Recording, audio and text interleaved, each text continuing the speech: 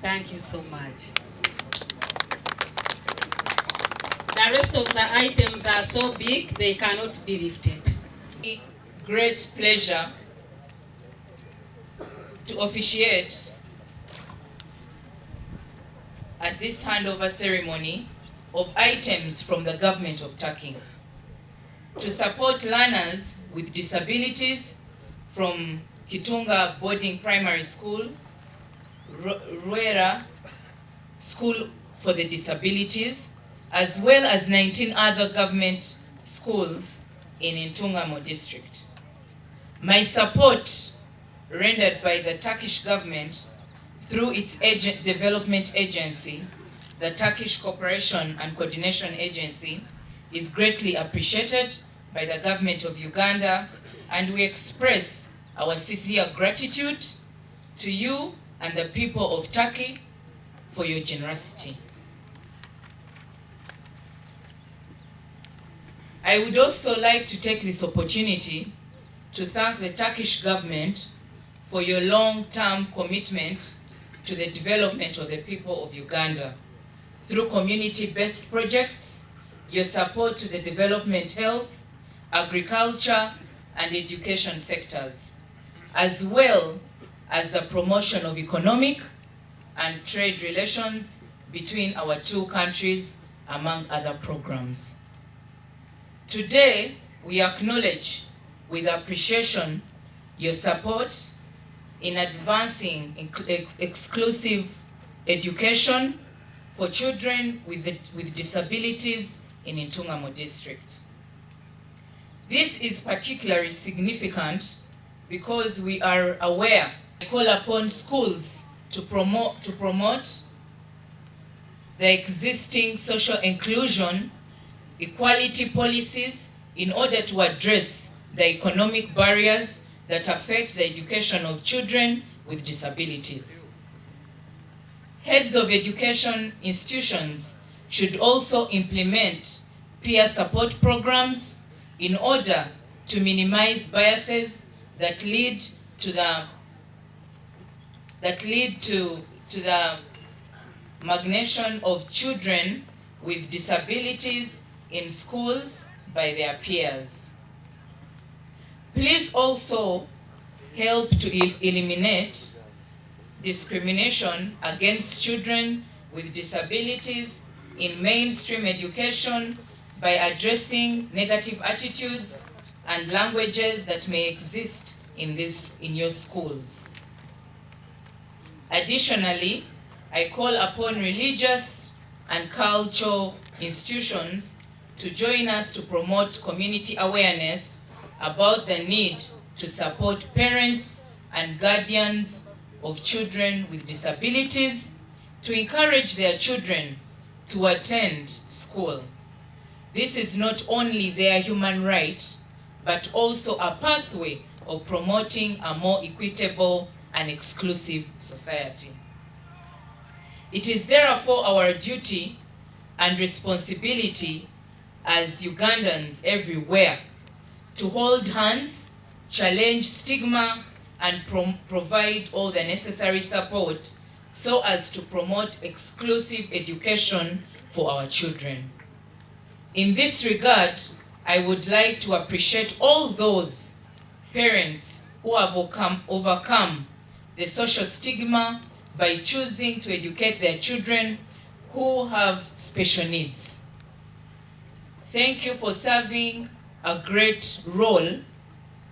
Thank you for serving a great role model and advocating and fostering the acceptance and exclusion of children with disability in the mainstream education setting. We honor you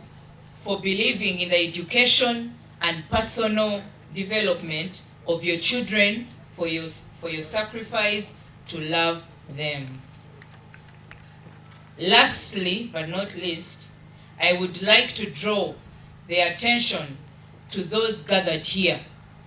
and Ugandans as a whole to the need to provide for physical accessibility to buildings by people with disabilities. I am concerned that despite the existing legislation and policies of eliminating physical barriers to the buildings, there is still very many buildings in our country that are inaccessible and that hamper the mobility of people with disabilities. Many other places you have been to and programs that you oversee in Uganda, which promote the Turkish partnership with Uganda for the development of our people. I thank all political leaders in Intungamo district, officers, and in particular those who oversee the education sector, as well as the head teachers of the beneficiary schools for continued cooperation and support in promoting exclusive education in the district. I appreciate the parents and guardians for your commitment for the education of your children and for the participation in school programs. So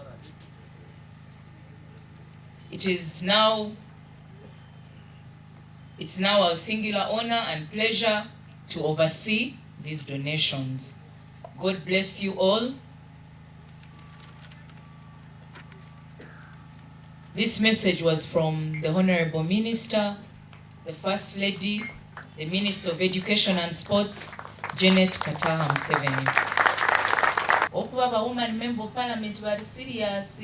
na ba MP bali serious, konka ba woman member of parliament nubo ba mama, nubo bakola buli kintu kyona. So nimba shaba kama teneti muhowire abarobinjire monjera karuru abakori niwe musinga. Ebyo bintu baleeta tibya kama teneti oba mama nebyanyu mwabikwata kubi nimu ekyo kompyuta yafa tokuza kuterera kama teneti aze kuronda okuza kukikola. This is your full responsibility. Echina akunda nti numukwatanisi ba MP nibakwatanisi oko witu nsibo mu rutaro oko kumukumanya Buganda kunija hanayegomba owitu wakora MP akunyijira agamba wenchi yabireta kandi wabireta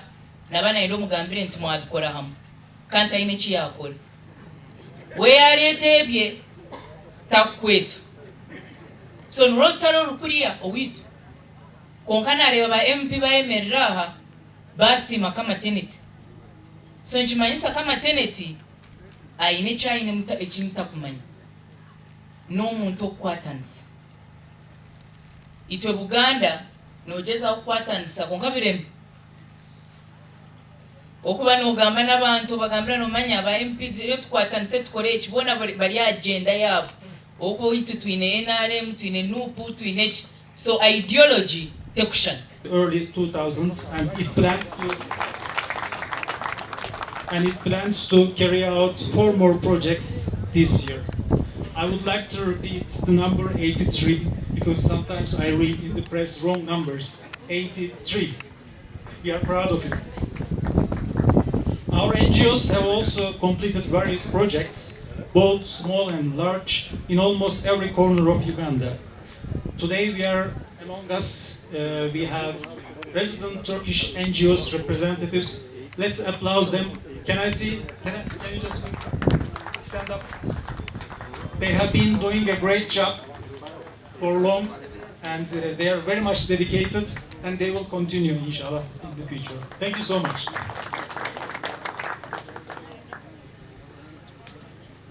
And I know that they are now working on their Eid al-Adha activities in cooperation with their Ugandan counterparts. Last year we have been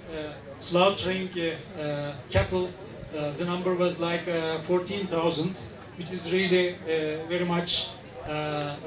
plausible, and we are proud of it as well. This project in Museveni is unique because we are contributing to the Ugandan authorities' efforts to improve the quality of life of students with disabilities in the region. We thank once again TICA for successfully coordinating this clear project. Taking this opportunity, let me underline that Uganda can count on the continued support of Turkey in many fields. The Turkish Embassy in Kampala, TICA, the Turkish agency in charge of implementing and coordinating Turkey's development cooperation policy, and the Turkish NGOs will keep supporting Uganda with a focus on capacity and institution building in the fields of education, vocational training, health, agriculture, and tourism. In other words, we will continue to support Uganda's development agenda. In this context, we are pleased to join efforts with the Ugandan government institutions and the people, and we aim to continue working together. I wish the best for Uganda and its people, and I thank Honorable State Minister. Tamanya nababurwanisa kurabo mgebe omukushomesa kandi endwara nabazirwanisa kurabo marwarro kandi obworo nababurwanisa kurabo muntasiya yamaka nomanya politicians nibakira kuraganisa ebintu bingi akuraganisa omugera na orutindo na hatariho omugera akuraganisa ensiniguru konka ninyishuka nigebe ebintu ebinene kira kubagambira abanyantungamu kandi nibyengerese kuteekaho esira Nisima Mama Janet Kataha Museveni Minister with Education Kandor Muka President Kandor Chairperson wa NRM ahabwa district yiti yantungam nishabangu tumitero munga ashemeye kubana asavingi hanga ryona konkanye namasiko kwihana ba member wa parliament agerze kubasika kugira ngo buri muhanda gono gwa kubasa kunkonectingamo okukirana munonga byamagara na nebyo bwegese niteka ngo akikozere abebembeza baryaha numanya tukazo parliament 2021 ekizibe cyabiriho twashikiro mu covid hakaba hariho lockdown so mwaka gwe 2021 nangwa ne 2022 nitujibaranke emyaka mwe bari munonga nitujibaranke emyaka eyatuferire busha omwaka gwe 2023 mwaka oguhire nibwe twena baturekura tukazo mu rubuga tukatandika gukora ninyina amasiko agahamire ngo ayistandikire gukora mwanda kuba bamazima ebituru gukora birya ha ground no mubireba nangwa bingi nibagira nkonka kamateneti abandi bakwiseni barabaho tuwahika harufo kazika tuwastahira mabaga konka nekintu kikushashana nko mwebembezi kushanga burufo ruho yemerire kandi utakubasa kumanya nangwa nekikwita abantu utatireho na buryo kora cyendeza urufo rwiseni rutwara abantu ikibashitashikiro mu izina rya Ruhanga tikishikire cyo kushanga ryo muhanda noramusi abana bishomero nibazahishomero na nebirase bari kushomera muta kubimanya ngo murimo gwiti twagushyikiriza ngwene background ya omukoro gwerizo omwako kuhire kahandikira mama nyonye n'amashomero ga primary bibirana nabiraga government nkastamana chairman oguriza tsezo mwaka guriyo gwa 2022 kugwizizire na members ba parliament tukureba performance bagira ngo abana bingi ba headmaster bakatugira ngo abana ekikubagwisa no butakora practice ninga kugira ngo bashoma topic bagiheza babahereza evaluation bamanya ngo ekibashicenga ninga tebashicenga umwana kuza kukicenga no wamuhereza test kandi ibyo kwandika harbaho shanga n'abashomesa nabagumerwa mwe nahandika nashaba mama ntkuwa kugira bwandondero mekago yawe at least buri shomero rya primary tukabona ka computer tukakatekayo kugira ngo mushomesore yanashomesa science kwara heze topic ya osmosis abena abasakuza hata ipinge ahereza abana testi buri mwana stama handika paper arebo kwara yabicenga Ninkimanya ngo mutwire n'umugure bigezo nimba nimbabuga n'aba headmaster neshaho barya hawajaruka manyani batutwiso mwezo kufotokopinga konka abana numbahe bigezo bye mwene mutakashomise tukugira ngo cyo warwera primary cyashomise no mushomeso wihema nco yashomese speed neta kwingana ushanga umwana no mubuze byatashomere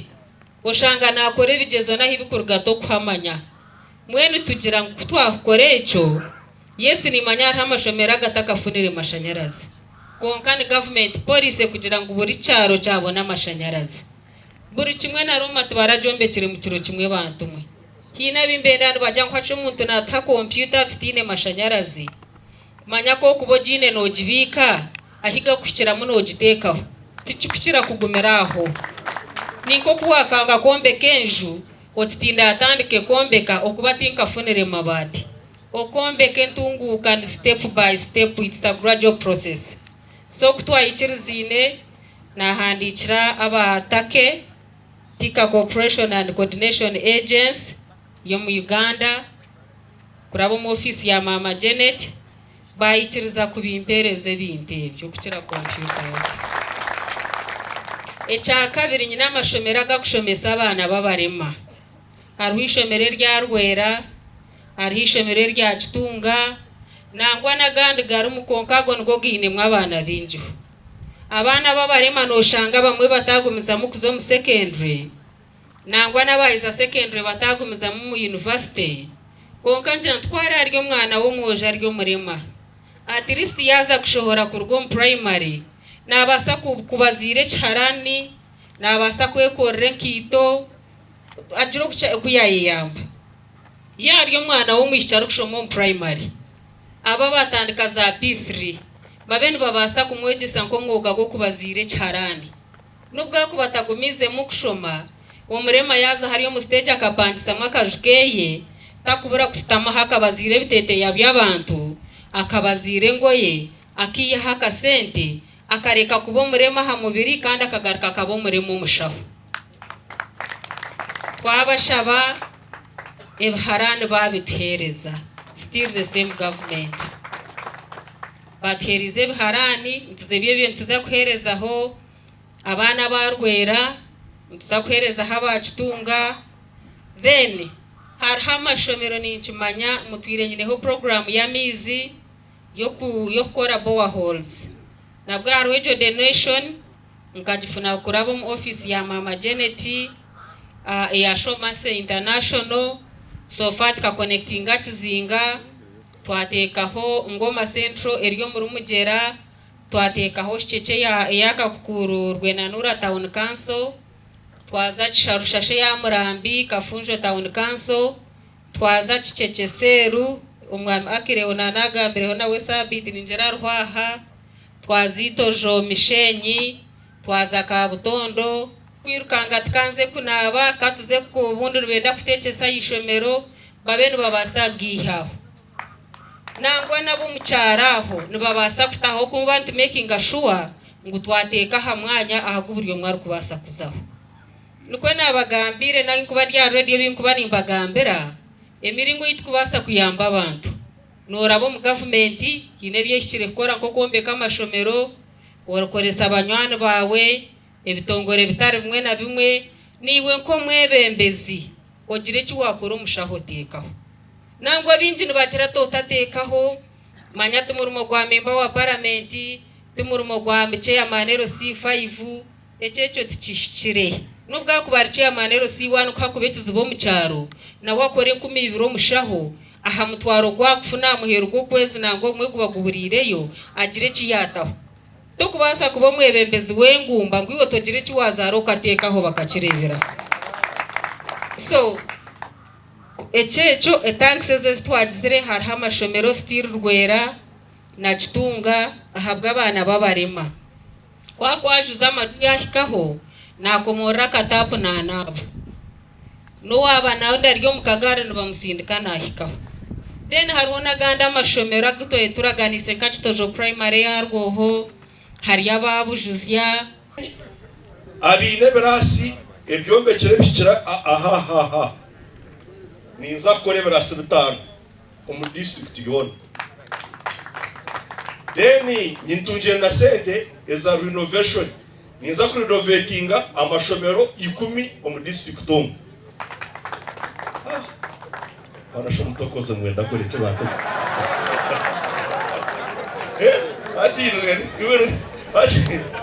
ati mwena barashi hati nubwo kacara kata twatandika gukora umujenyo mukuru namanya muri nyakore hata rwe NRM nubwo yatandika gukora hati ahungambara ni nyenda ngu itwe hati nyowe hati kwenda ngu ni nyenda muzeyi yahikaha nanuko ataza kuronda nakaburo ashaka karuka zirekata akaruka zirekata umujenyo mukuru twenda na muzeyi aze kuronda bakaburo naza kushanga itwa karuka twakarunze kawire buri kimwe cyone ahabwo kuba the manifesto itukora twenda kutukore turebeke mu buzimazima twagishikiriza 100% inutunga mu district. James Viajero Tukahirwa from Kajara, and the Kajarians gave me a nickname called Mutashorora, which means I don't segregate. I work for everyone. I am glad that I've been here on this function of donations from the Turkish government, led by the Turkish ambassador, donating water tanks, computers, and sewing machines. I support that. It is a nice move, and I thank them because that empowers our people to have clean water, therefore avoiding diseases, to have knowledge in computer knowledge, to have knowledge of sewing. This will help their families, will help this whole area to reach another level of economic empowerment. So I support it and I thank them. I thank the leadership of Honorable Bataka Maternity and the First Lady of Uganda for having lobbied for that support. It's very good and it's the way to go because not everyone is self-sufficient, but you harness, you get friends, you get people who have got a little bit more who can donate society. It is got social corporate responsibility which helps everyone. And next time when I'm in Parliament, I know I have those lobbying skills and I will do it perfectly well because I know where to stop and I know I have many friends who will be willing to work with us for the better of our country, Uganda, Tungamo. Izoba gwa umusha gw'amani obukutangaza gutarwa buri yomwe ahabwa Tungamo district isa abantu rugatake kandi abatudonetingire ebintu byingi munonga kandi biri mu computers ebiri mu tanka ebiri mu n'ibintu byingi biba donating na n'ibitabo by'abana kandi na munonga ni nsima kweze kubireta First Lady na Honorable Bataka Maternity engabe ibabigabamo ahabo kuba already babehereza amashomero agarimu abana b'abarema so chibantu mayisa ngo umwana wo murema wowe ko murema nubiya kubatini cyo kubasa kuba ohishomero ryarwe tanka nabasa kugenda shotoke bari mu kagari anshundire utwizi anyuha twizi itanka yaberihi kandi nubiya kubatabasize kushoma ebikurenga P7 n'ahandi nkubateka yebe harani nibayamba ku training centers bakabasa kwikora obusente so nitsima kandi ntsima munonga abantu kubeta okwija munonga kandi habaho n'urukiko rw'abembeze bona abantu mu district kandi bayegesa munongo ko bembeze bashobora kubatansa n'abembeze batahe babo bakabasa kutungura icyanga cito so ahangari President Museveni kandi natukunda munonga rwebehereza kutonje cyo mwani atirizo bareba habaho ebi so cyamasa ngutungamo ajina mutima kandi ni 20 musima abo kutekateka nyonja kusima omucyara Bataka Maternity woman MP wantunga abo kurobinga wo takunywana tokubasa kurobinjira icyanga cyawe mwe ni musima munonga naye bari kurobinga kandi kumibira na mukaga abereho na muzeyi witu Museveni na mama Janet bebare kumanya aba bana barema murabona ibendo byanga mwebare nasigana kandi tukanishemereza chairperson wa women council ande bibona nabwe mza kusima Honorable member of parliament w'umwanyogu Honorable Bataka Maternity ahabuko nwe yahandikire mama network ekagenda mama Janet umukungu witu akabaza kumwanjura abo hateje ntushireba nkiba ha ejo networking ko mwebembezi omwembezi omurungi n'ogwo kwasa kushakira abantu be men tusima hona yobata kama teneti kandi tusima mama witu nyini ihanga ahabo mukago murungi ogwanywanirire ensi yitweji kandi okabaho MP warhama men tware ebintu byo muri ntungamo netubantu manya ubuzima orino njya kutkora nkantungamo na nihanga ryona nyonkanye kabarungi nanyo fosi nyete cyo kuja kwesimba mu ruhamo bwire bwashikire nimba nimpiga abantu turonda bebembeza bakubasa kushakira nijeje tumanso kushaka ahabo bebite ibintu bya government ya Uganda konke bindebi pija ahabwe mikago mwen ko kuri mwebembezi wabone memba parliament waborichi oyino kugenda okanywanira abantu banyu kandi ukabashakira haze ibintu twenda byabembezi barungi bakuru